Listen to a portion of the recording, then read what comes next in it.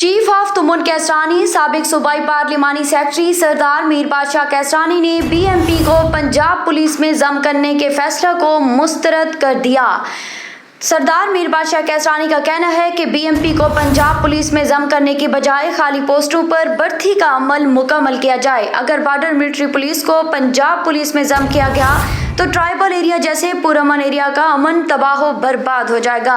قبائلی عوام کے ساتھ ظلم و زیادتی کا سلسلہ بند کیا جائے۔ چیف تمن کیسرانی سابق صوبائی پارلیمانی سیکرٹری سردار میر بادشاہ کیسرانی نے المنظور نیوز سے ٹیلی فونک گفتگو کرتے ہوئے کہا کہ ٹرائبل ایریا اور رورل ایریا کی کرائم ریشو کو چیک کیا جائے تو ٹرائبل ایریا ضلع ڈیرہ غازی خان کے تمام تھانوں اور رورل ایریا کے سب سے کم کرائم والے تھانہ ریترا سے بھی کم ہے۔ عرصہ 20 سال سے بی ایم پی میں خالی اسامیوں پر بھرتی نہ کی گئی جو ٹرائبل ایریا کے عوام کے ساتھ زیادتی ہے۔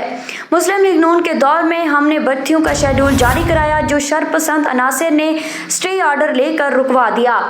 مسلم لیگ نون کے دور حکومت میں بھی اس فورس کو پنجاب پولیس میں ضم کرنے کی کوشش کی گئی جسے ہم نے رکوا دیا تھا۔